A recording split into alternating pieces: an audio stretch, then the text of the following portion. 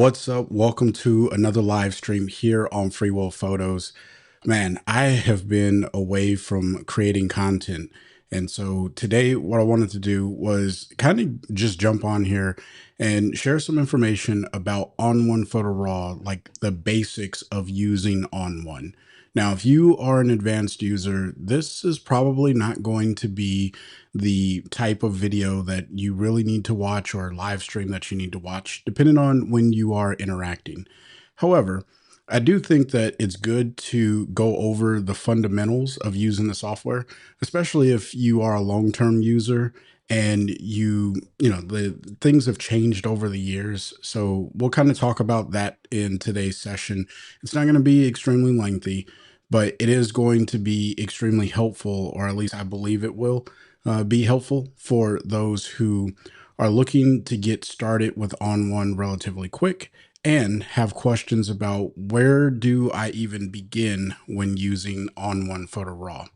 Now, if you'd like to pick up ON1 Photo RAW and save a little bit of money, consider using the coupon code FreeWillPhotos20. Now, this coupon code, it works on pretty much every purchase over on the ON1 website. But for those who are looking to make a switch from any photo editor, many people are switching right now from Lightroom, and they're using ON1 to make that switch. So if you want to save a little bit of money when you pick up the software, consider using my coupon code FreeWillPhotos20. Now, I do make a commission from everyone who uses this, but it's at no extra charge to you, and it's a win-win and a great way of supporting the channel. So I want to say thank you to everyone who supports the channel in that way.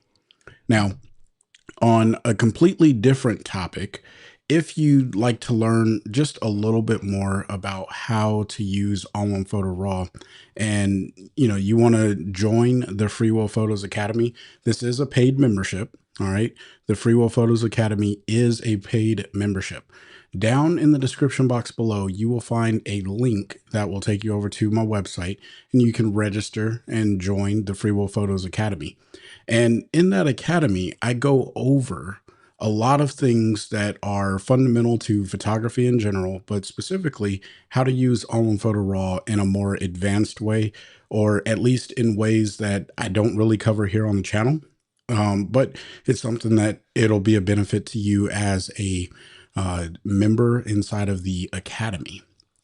Now, today, what we're going to do is take a look at some photos here. And I guess one more note on the academy thing is when you join the academy, you gain access to session files. So that way you can follow along. All right. And when if you don't want to follow along, then that's perfectly fine. You don't need to join the academy, but there are some other benefits to joining the academy. Again, that live stream or the lessons that I publish every week for the academy members. All right. But nonetheless, if you'd like to follow along and use the session files that I'm showcasing, then that's the way to get access to those session files, as well as the community. There's all kinds of other things. Anyway, that's not what today's video is about. Today is about using ON1. So let's just go ahead and jump into ON1, and I'll go here and we'll take a look at what we got going on. Right. So you can see I have ON1 up on the screen, and this is pretty straightforward. If you have never used ON1, it is a very straightforward thing. All right. This is the browse module. And if you're not familiar, ON1 is not just a photo editor. It's also a photo organization tool, or what some people like to call it, a digital asset manager. You may hear people call it a DAM, and that just stands for digital asset manager. ON1 is just a great tool for compiling your photos, organizing them, and then adding some information to them. And so how do you get images into ON1 Photo RAW? That's like the first question that a lot of people ask me, and it's actually extremely easy. What you want to do is copy your images onto a hard drive. That could be your internal computer hard drive. That can be an external hard drive. I think I got one sitting somewhere around here. Here it is. So this used to be my photo hard drive for a little while. The hard drive just stopped working the way that I wanted it to, so I replaced it with a different one. But it doesn't matter what you put your photos on as long as it's a relatively fast hard drive. The one I just showed you is a solid state drive or an SSD, but you can use older hard drives. It doesn't really matter. You will notice, a little bit of a bottleneck when it comes to reading and rendering the files if you're on a slower hard drive. But as far as getting it into On1 will read it off of pretty much any hard drive that you care to use. All right. And once you have it on that hard drive and you come over to the left column here, you'll notice we have a few tabs up here at the very top. We have My Catalogs, Browse, and Presets.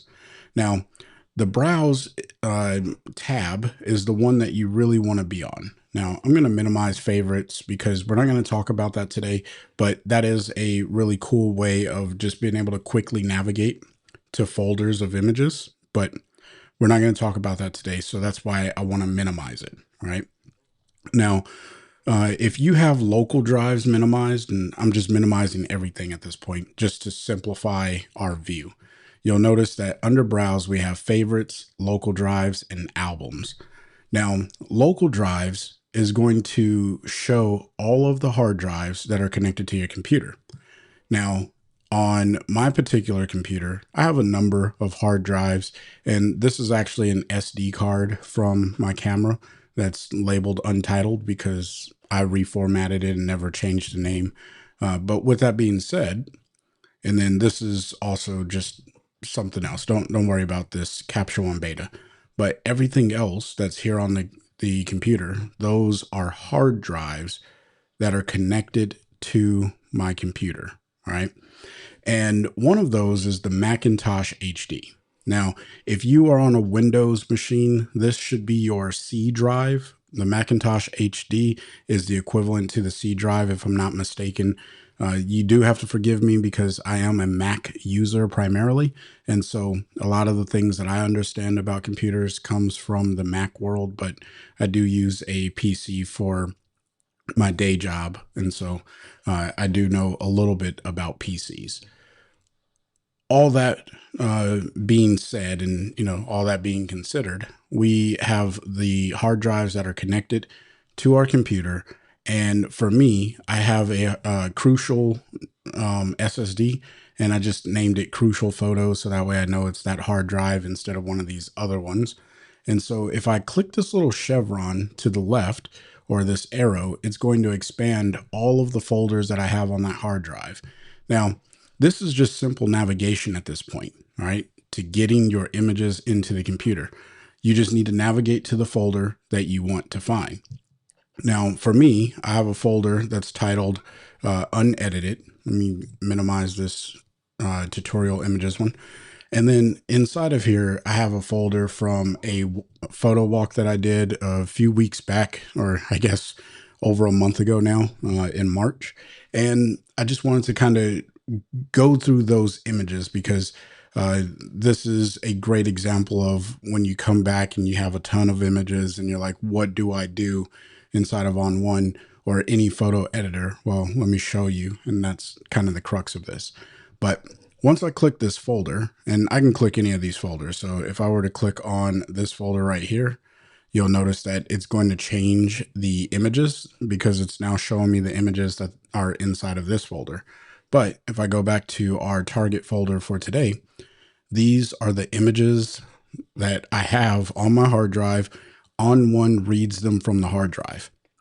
And so this hopefully will dispel myth number one, especially for those of you who are coming from Lightroom. You do not have to import your images. All right. I know that was a little bit of a long way of getting around to this, but you don't have to import your images into On1. You just have to save them to your folder, and then you upload, or I'm sorry, you open up that folder and you have access to it. And so the next step here, after you have identified the folder that you care to work with, you will just scroll through and you can click on images. Now you'll notice I have a few images here highlighted in yellow, and these are the photos that I'm actually going to be working on in today's session. But just like in any other photo editor, we have the ability to tag and mark our images. And so these yellow photos, I want to actually mark them as my picks so that way I can kind of cull through my images. Now, if you're not familiar with what the word culling means, don't worry about it. It just means that you're selecting images and you're getting rid of everything else that you don't care to look at. So if I were to come down to the very bottom of this particular folder here, or the screen, I should say, you'll notice that it says 664 total images inside of this one folder. Now, that's a lot or a little, depending on what type of photography you do on a primary basis. But if I don't want to see 664 images, maybe I only want to see the images that I marked that are yellow. And this is the reason why knowing how to tag really helps out. All right. And so if I only want to see the ones that I marked yellow, and there are a few more that are down here, I have a total of 6 that are marked. And so if I come up here to the top of ON1 and I click on attribute, I get this little filter section. And this is very, very powerful. I can't explain enough at how powerful this is. All right. You can sort through your images based off of the tags that you give them. So if you like to use the start rating or the heart rating, or you want to use a color tag like I'm doing in this case, this allows you to just filter through your photos and do exactly that. And so I'm just going to click on the little yellow icon here. And ON1 got rid of those other 600 plus images and left me with only 6 photos. This is a lot easier to manage, especially when you're editing and you're working on a project, whatever it may be. This is a lot easier. Now, obviously, you have to go through those other 600 photos to select the ones that you want. But once you have them selected, then you can just sort them by this color and you can go from there. And so this is a lot more manageable, at least for me. And if you are an Academy member, these are the 6 images that you have access to. And so everything else should be relatively simple for us to move forward if you're following along. All right. Now, with that being said, if I click on the first image here, you'll also notice that I have RAW and JPEG. All right. I shoot RAW and JPEG most of the time, and it was no exception for this particular day. And so these are really duplicate fold photos. Wow, if I could speak. These are duplicate images. And so if I click on the first one here, I can come over and look at the right column, which is where all of my metadata is located.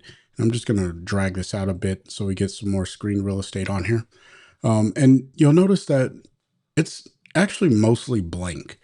Well, I want to fix that. All right.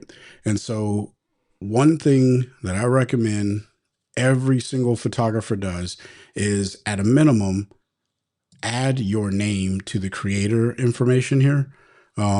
Because if you're going to start sharing your work, it should be tagged from the beginning.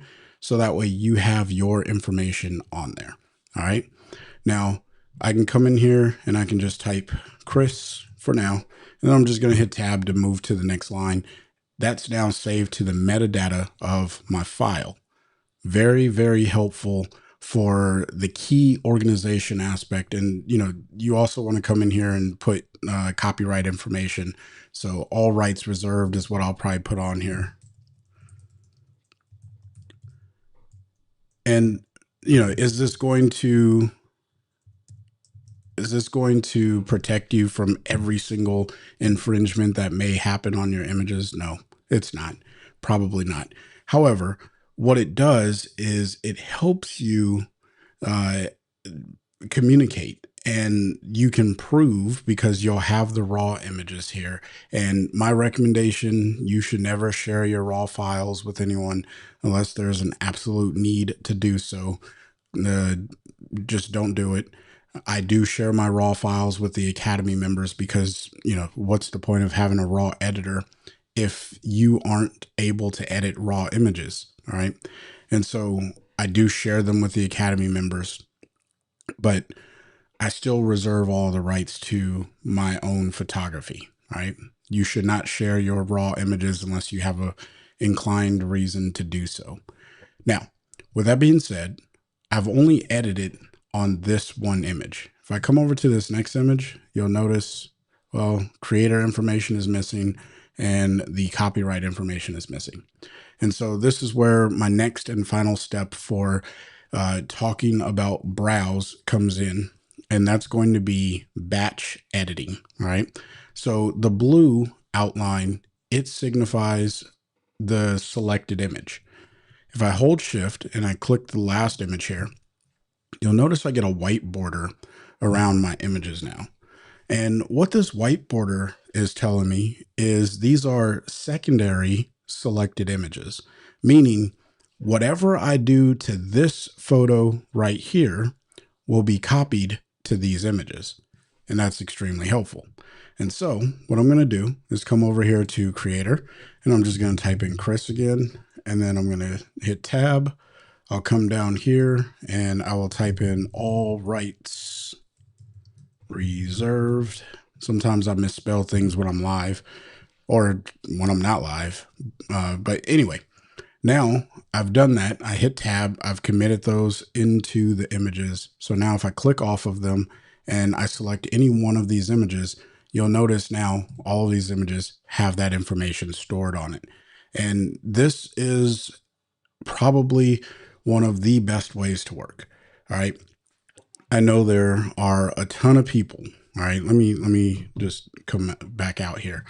I know there are a ton of people who tell me all the time, Chris, all I do is edit my images. I don't need ON1 to manage my files. And those are some of the same people that have challenges locating their images later, as well as not really knowing where their images are stored, things of that sort. If you do it inside of ON1, you're going to have a easier way of getting to the folder, because as you can see here, we're able to get to the folder by navigating over here on the left, and we can add in some of this metadata that is extremely helpful for us to be able to see. All right. I can't stress that enough. It is important that you use ON1 to do some of this digital asset managing, because if you're using Apple, like the Explorer or the Finder, Explorer on Windows, Finder on Apple, you're missing out on a huge, huge opportunity that we have inside of ON1. And I think that this, just knowing how to use the browse module alone is hands down one of the best things to know when it comes to photo editing. All right. Now, we're going to go ahead and jump into editing an image. Now, there are a number of ways of getting into the edit module, and this is like the meat and potatoes of ON1. And so I'm going to show you a few different ways. The way that I personally like to access the edit module is to double click. And when I double click, ON1 is going to pull the image into the edit workspace. This is by far my favorite way. Now I'm going to press the letter G on my keyboard, and this is going to pull us out of the edit module and back into the browse module. Think G for grid. All right. Now, if you are inside of the browse module and you want to jump into edit, another way of getting there, if double clicking is only zooming in for you and you're like, Chris, I double clicked and all it did was make my photo bigger, it's not taking me to the edit workspace. Well, what's wrong with mine? One, it's probably here inside of your preferences. So if we come over here to preference and then under general, there is this double click in browse. And if you click this drop down, one says zoom in, the other one says open in edit. I have open in edit selected, and that's why mine works when I double click to zoom in. All right. Or I'm sorry, to jump into the edit workspace. Now, if you don't want to do that, you actually like double clicking for zooming, but you're like, how do I get to the edit module? Well, after you have your image selected, if you come over to the left tool wheel, you'll notice that underneath the browse icon here, there's one that says edit. And so we'll go ahead and click edit, and that brings us back to the edit workspace. All right. Those are the two primary methods of getting into the edit workspace. There is another method, but it's not important for today's session. Now, here we are inside of the edit workspace. And so I am not going to go into detail into like photo editing techniques in today's lesson. All right. This is going to be more of an overview of what is available to us inside of the edit workspace. And then as you learn to explore the software, you can really find and build your own photo editing techniques. All right. Now, if you are brand new to photo editing, and ON1 is the first photo editing tool that you have owned or purchased or whatever it may be, my suggestion to you is to learn how to set up Brilliance AI. Now, I have a video teaching how to configure the preferences inside of Brilliance AI. So I'll leave that in the description box. So if you're watching this on the replay, you'll definitely be able to go there to the description box. I didn't think to put it in there before I went live today. So I just want to make sure that, you can definitely go and watch that content. However, I'm just going to showcase it because Brilliance AI is going to save you a lot of time, and it's going to simplify some of the things that photo editing can be confusing, or things that can be confusing in photo editing. So I'm going to click the little circle here next to Brilliance AI, and it's going to read the image for a second, and then you'll see that the image is going to change. Now, what it's doing is trying to figure out what makes the most sense to make this image look the best that it possibly can. And so here we are with the edited version of the image, which I actually kind of like. I think that it needs a little bit of modification, but again, today we're not going into deep editing stuff, right? But if I hold down the backslash key, that's going to be the key right above your enter or return key, depending on what type of keyboard you're using. If I press and hold that, I get the original image, which is a little bit darker. In my opinion, has a little bit more contrast, and the colors are a little bit more rich. And then this one is a little bit brighter, less contrast. The colors are a little bit more dull. And so I would make some modifications to this.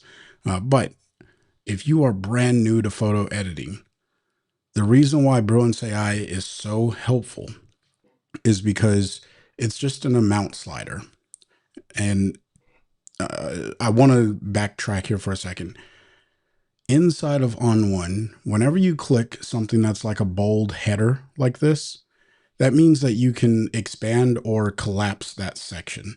And so if I'm showing something on my screen and you're like, Chris, I don't see an amount slider, you likely have Brilliance AI minimized. So just go ahead and maximize it, and then you'll have Brilliance AI, the amount slider, and things will be good to go.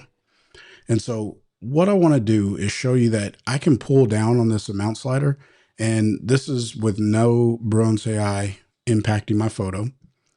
And this is with Brilliance AI, like just going overboard on the photo.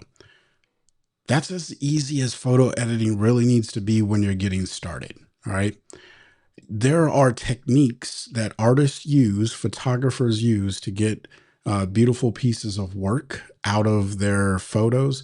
And that comes with time, practice, and experience. It's like, what does it take to master something? Some people say it's 10,000 hours. But truly, if you're constantly growing, it's just going to be a lifetime of learning. And don't compare your work to a photographer who's been doing this for years on end, and they have a different mindset.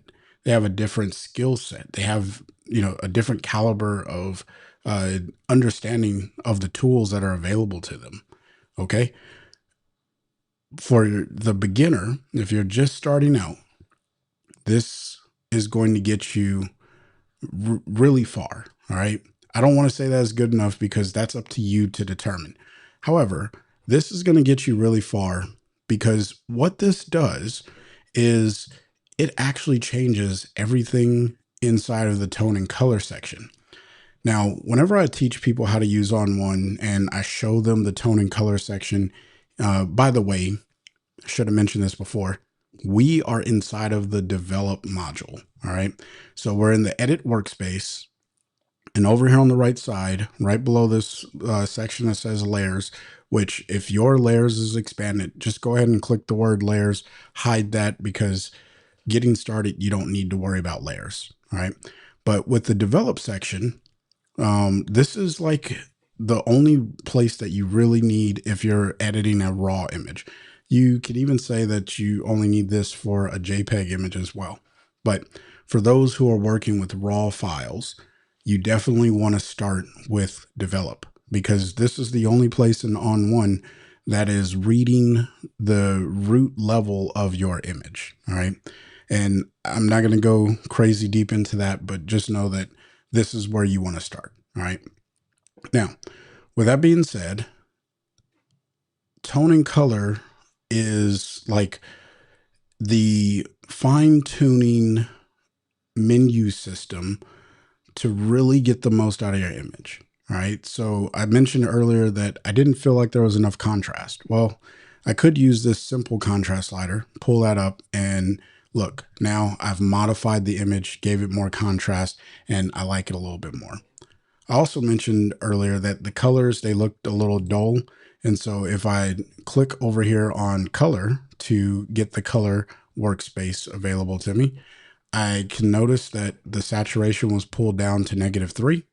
And so if I just pull that back up, now I'm putting a little bit more color into my image and I'm bringing it back to life. And this is the reason why, again, we're not going deep into photo editing techniques here, but understanding the basics of what's available to you, this is where you want to start tone and color. All right. I have a ton of videos on the channel that talk all about how you can edit an image from start to finish. And, you know, I even have the develop module. Thankfully, inside of ON1, very few things have changed inside of the develop module in since ON1's release. You'll notice that inside of the tone section of the 2026 version of ON1, we have this mode option here. For most people, you're just going to need to leave this to positive. All right. Don't even worry about what that section is for. It's not important right now, especially if you're just starting out. It's not important. Just make sure that it's set to positive, because if it's set to something else, your images are going to look weird. And then you're going to be like, Chris, what the heck is going on with my photos? All right. Now, the next section that you should be aware of inside of the develop module is noise and sharpening.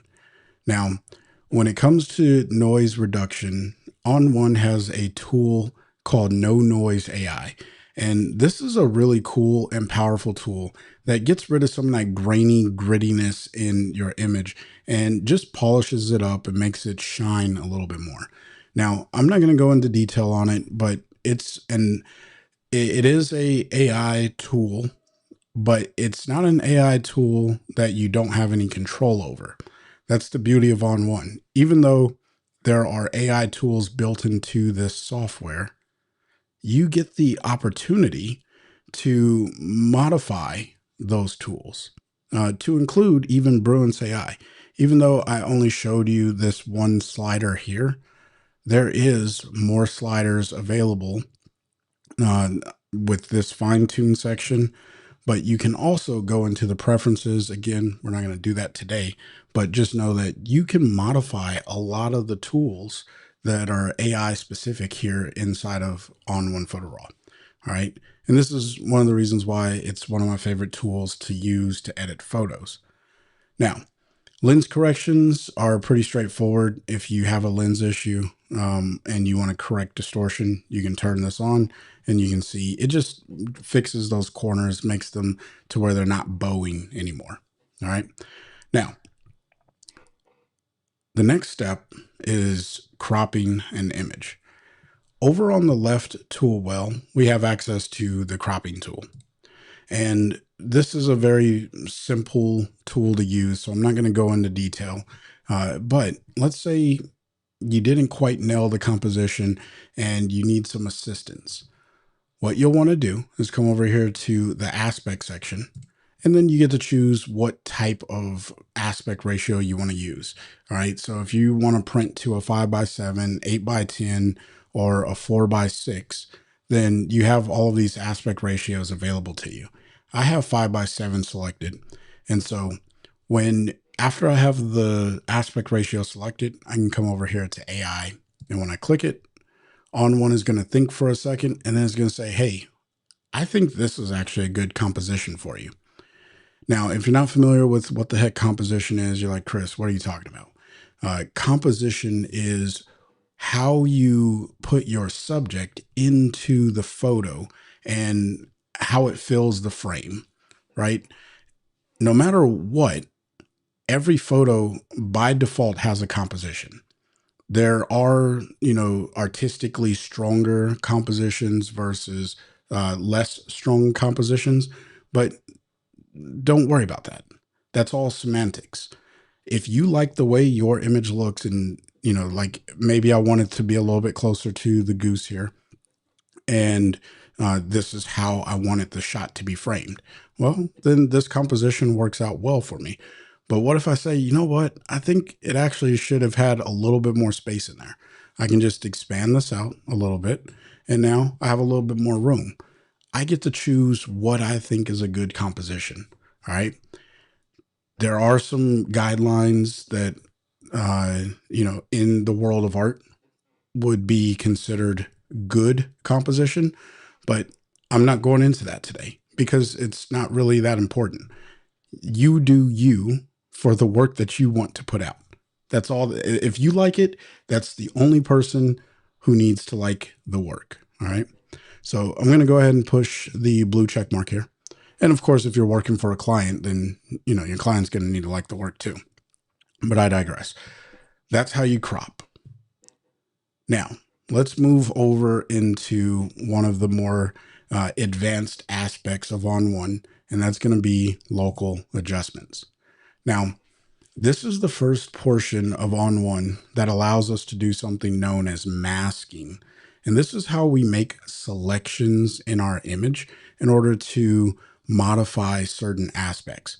I'm not going to go deep into this. I have videos that showcase the new masking tools inside of Photo RAW 2026. It is different than some of the older versions of ON1. And so if you are on one of those older versions and the masking is the thing that's holding you back from making the commitment to jump to the newer version, let me be the first to tell you, it is not impossible to learn.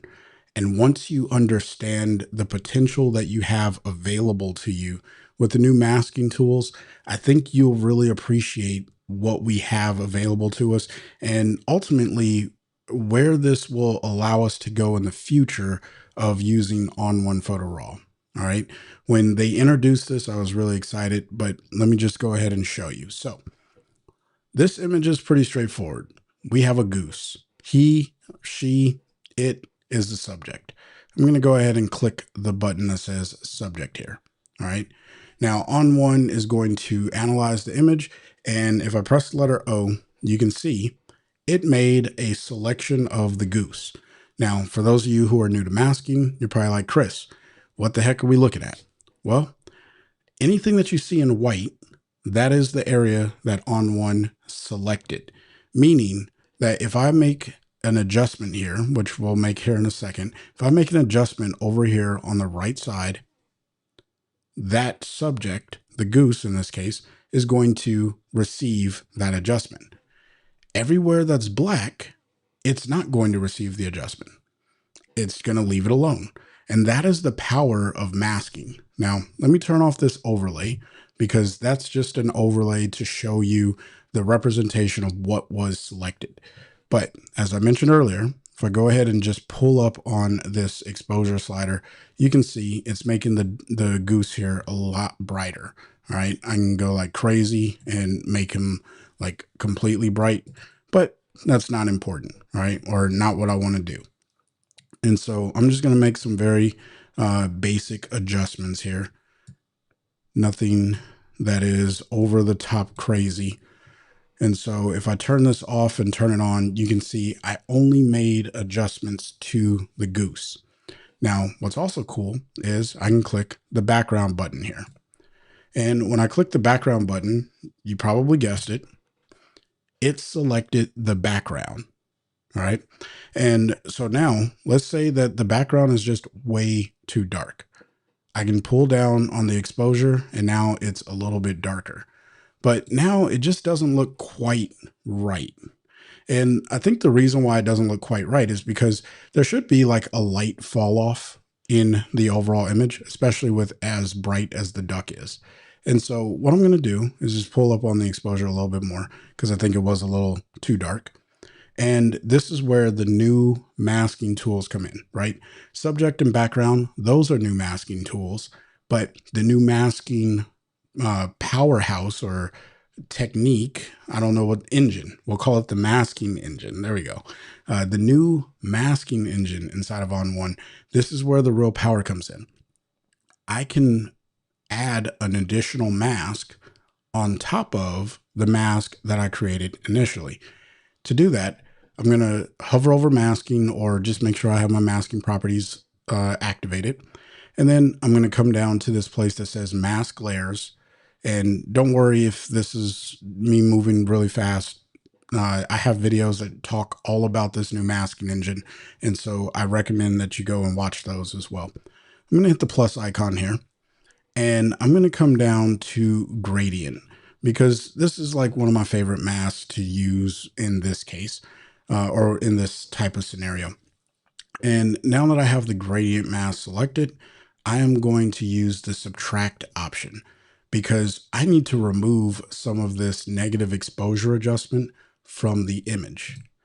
And when I do that, you can see how everything brightens up on the top. Now, if I press the letter O, look at how this overlay works. All right. Now, I want the opposite of this. And so I'm just going to rotate this around. And I actually want to put it kind of like at an angle. Right. And then I'll press the letter O and I'll adjust this to where I think it makes the most sense, which is probably something like this. And I can pull down and you can see the top part of the image is a little bit darker in shadow and the bottom part of the image is a little bit brighter. And so now if I turn this off and turn it on, you can see I'm making the top part of the image darker without impacting the duck, or I'm sorry, the goose overall, because the goose has been cut out and he is not getting any of that adjustment. That is the benefit of masking. All right. Now that's again, masking in a nutshell. I've only applied 2 adjustments. You could go crazy on how many adjustments you add. The more advanced you get, the more you can add. And again, this is what separates the beginner photographer from the most advanced photographer. All right. It really is this masking. Obviously, also the composition in camera, creating the image and exposing all that good stuff. But when it comes to editing, this is what separates the beginner from the advanced. All right. Now, if we come over here to the next section, and this is going to be the last section that I cover in today's editing module or today's session. But again, I have more tutorials that cover pretty much every aspect of ON1. With that being said, the effects section here, this is where you can really start to stylize your image. All right. And so if you think of develop as setting the canvas, getting everything ready to go, and then local adjustments is the minor tweaks to really like highlight what's happening in the image, controlling the light, which is very important. Again, the area of photo editing that pretty much every single photographer who masters masking will use local adjustments in some way, shape, or form. And that's really agnostic to which program you decide to use. ON1, Lightroom, Capture One, Photoshop, Affinity, it doesn't matter. when you learn how to use masking, you're going to do some amazing things, or at least you open yourself up to the opportunity of doing some amazing things. Now, if I jump over here to the effects section, this is the stylizing section. And this part is really cool because ON1, unlike some of the other photo editing applications on the market, we have access to filters. And these filters come stock with ON1. You don't have to pay anything extra for these. And these are some very, very powerful filters. Now, for this particular image, I am going to apply a color enhancer, which is my favorite color modification tool. And this filter, it does a lot of things, but let's say I want to make the browns in this image, or the oranges, if you will, a little bit more saturated, right? I want to make them stand out a little bit more. If I come over here to the color range, I can click there and then come down to saturation. And when I say click there, I meant to say I can click the orange color range, and then I can just pull up on the oranges. And look at how I'm starting to get that brown tone, that golden look come through on the image. And then I can play around with the brightness of just the oranges. And maybe I want that to be a little bit more of a reddish orange. And maybe I want to push the reds. So I just jumped to the red channel. Maybe I want to make those a little bit more orange and maybe saturate those as well. And then we'll go to yellows and let's play around, maybe desaturate those. I don't think there's a need for all the yellows. And then we can make those a little bit darker, build some contrast into the image. And if I turn this off and turn it back on, you can see how I have control over the colors in the image. Now, again, there's an art and technique to a lot of this. So just understand that the software has the ability to do stuff like this. All right. Now, I'm going to add in another filter, and this one is going to be the sunshine filter. It's going to be found here under landscape and sunshine, and you can see what it does immediately to the image. I'm going to warm up this image because I think it's already lending itself to accepting a little bit more warmth to the image, and then maybe even push some more of the saturation. Now, I'm probably overdoing this. This does not look that great. Well, the beautiful thing about ON1, all of the filters come with this thing called an opacity slider. Think of this of the blend slider of the original image to the filter that you're applying. And so if I pull this all the way down, you can see all I have is the effects from the color enhancer. And then as I pull this up, I'm starting to slowly blend in some of that warmth. And I think that this looks really good. Now, the last thing that I'll do here is pull up on this glow. But in fact, I think I'm actually going to add in an independent glow filter. I'm going to hit add filter, come over here to glow, pull up on the amount. And don't worry if you don't know what the glow filter is. That's less important for today's session. I just want to show you that there are so many possibilities. ON1 is a photo editing suite that allows you to do so much. All right. Now, for those of you who have been using ON1 for a while, you already know, like, as I'm going through these things, you're like, hey, yeah, Chris, that I would throw in a dynamic contrast or a blur filter, or I would add in the new depth light filter, all kinds of tools that are available to us inside of ON1. I'm just barely scratching the surface, but I want to hover over charge more, and we'll go with charge more subtle. And then I'm just going to pull that back just a little bit, and look at that dreamy look that I'm getting over my image. Turn this off, turn it back on. I did all of that. Now, if I wasn't teaching this, I would have been done with this a long time ago. So just think about how fast you can get stuff done inside of a software like ON1 Photo RAW. All right. Now, once you're done editing, you got to do the last thing, the most important thing, which is exporting. Now, I'm going to show you the easiest way to export your image. This only works, however, with one photo. So if you edit like 5, 10 photos and then you want to export all of them at once, this is not going to work for you. But I'm going to go ahead and hit the blue check mark because this is going to save my edits to the image. And you can see here that this image has been edited.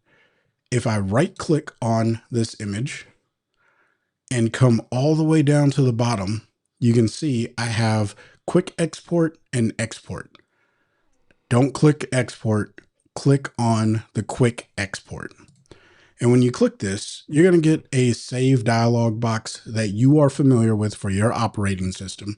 And then you're going to be able to save your file, this edit, onto your computer, wherever you would like for it to go. And so for this one, I'm just going to save it in this folder here, which is the folder of the original. And I'm going to call it edit, just so that way I can find it later. Now, very important, you get to choose what file type you are saving it as. I typically like to save as TIFF when I know that I'm going to go do some additional work, but you have access to JPEG, JXL, which is a different format for JPEG, but JPEG works just fine. You have access to PNG, DNG, which is if you're working with a RAW file and you want to maintain a RAW workflow, and you want to maintain a raw workflow, then DNG will work out just great for you. And then of course you have up here at the top, Photoshop document. And this is going to allow those of you who are using Photoshop to edit in Photoshop, and you can choose the large or whatever. But for me, I will just go with JPEG for today, and I'm going to hit save. And then ON1's going to ask me, well, what quality of JPEG do you want? 80 is good enough for me. I'll hit OK, and then it's going to export that image. Now, I'm pretty confident that it exported it already. Yep, it did, because here it is. And this is everything coming full circle. So when I exported this image, you'll notice that it popped back up inside of my browse module. And the reason it did that is because ON1 doesn't require importing. ON1 reads the image from the hard drive that you point it to. And so since I was already in the folder where the original images were, and I was working on a file that had all of the same metadata, this yellow tag, and also the naming and all that good stuff, ON1 just went ahead and said, hey, this needs to go into that folder. And so ON1 read it, and now it's here for us to go further on if we want to edit this. Now, I will show you one thing about this, because this is one of the number one things that when I help a student, which by the way, if you'd like to sign up for a one-on-one training session, there is a link down in the description box below. I go one-on-one with everyone who wants to learn how to use this software. And, I answer the questions that are specific to your needs. So if that's something you're interested in, check the description box down below. Now, the number one thing that I help people with when it comes to editing or re-editing is they'll export the image and then they'll double click on the file thinking like, hey, I'm going to go back and, Chris, you told me that this is non-destructive, meaning that none of the edits are permanent to the photo. Well, when you export the image with those edits, that image has all of your edits baked inside of it. And so if I come over here to effects, you'll notice that the effects section is blank. Now I'm going to press the letter G on my keyboard to go back to the browse module. And the photo to the right is the one that we were actually working on for a majority of today's session. If I double click on that, you'll see that Brilliance AI is activated. The lens corrections are activated. And if I click on effects, there are all of my effects. And so it's important to make note that when you export an image, you are saving all of these effects into a single photo and then putting that onto your hard drive. And if you open that inside of ON1, that version of the image is not going to have all of your edits on it. And so you won't have access to it. So in relatively short amount of time, right? We started at 2. So I got about 51 minutes that we've been in today's session. We went from a photo that was, completely unedited. So we'll go with this one and this one. And let's jump over here to compare. There. So the original image is on the right, and the one that we ended with is on the left. Now, am I saying that the final photo that we just created in today's session is the best piece of art that I've ever made? Absolutely not. I wanted to showcase the basics of using the software, the fundamentals of using the software, because when you understand the fundamentals, and there's even more that we probably should have covered that we didn't, but the things that we did cover today are the things that you're going to use in pretty much every single edit.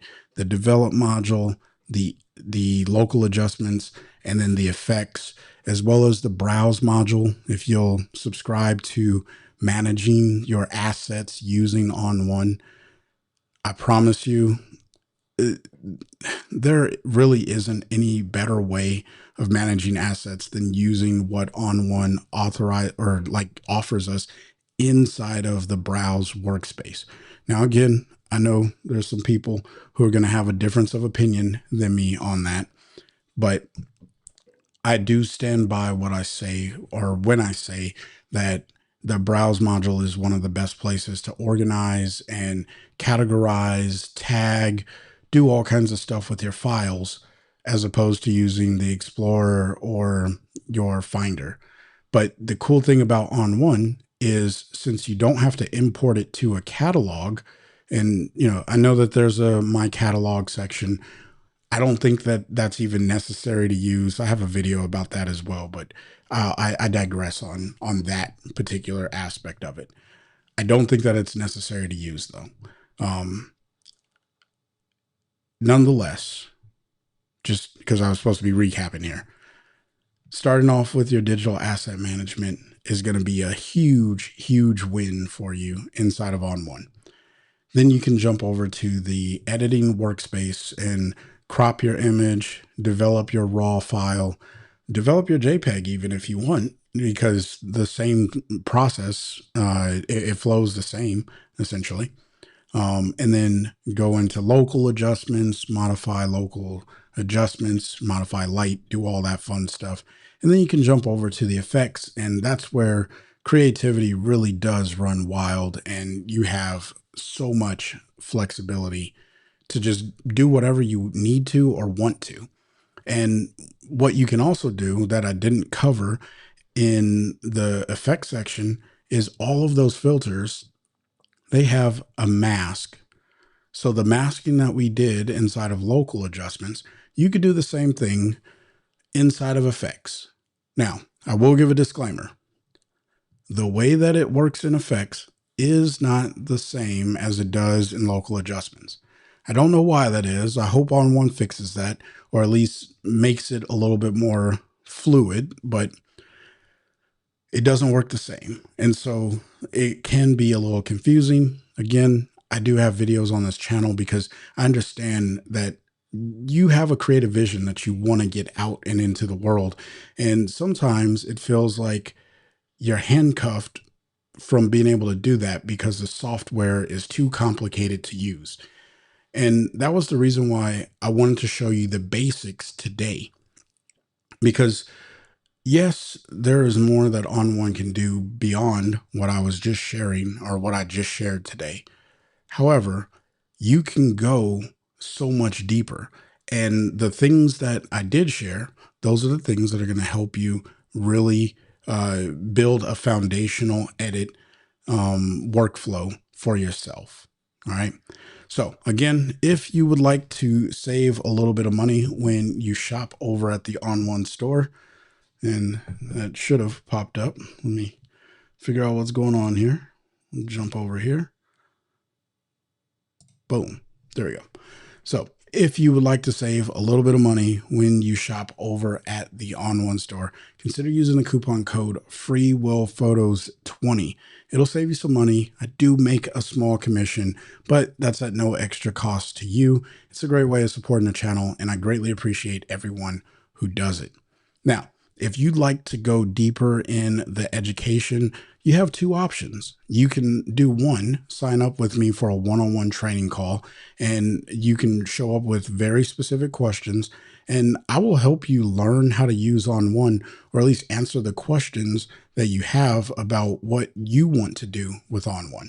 And I'll be honest with you, ON1 can't do every single thing, but I'll show you what it can do based off of what you're trying to get accomplished. Now, if you don't want to go the one-on-one route and maybe you just want something that is a little bit at your own pace and things that you can do, well, consider signing up for the Free Will Photos Academy. A link for that is down in the description box below. It is a subscription, but it's a very, very small monthly subscription, and you get access to everything that I have to offer over on the Free Will Photos website. And so as that continues to grow, you just gain so much more value, all at the simple subscription fee that's there. All right. Now, if you got questions, I would love to hear them down in the comment section below, even though I can't really hear them. I want to read them. All right. Let me read your comments down in the comment section below. What do you want to know the most about ON1 Photo RAW? What is it that you love or that you don't like so much about ON1? Maybe I can help you overcome the thing that you don't like about ON1, or the thing that is really troubling you or causing you some hardship. All right. So until next time, I want you guys to stay inspired and keep creating. Peace.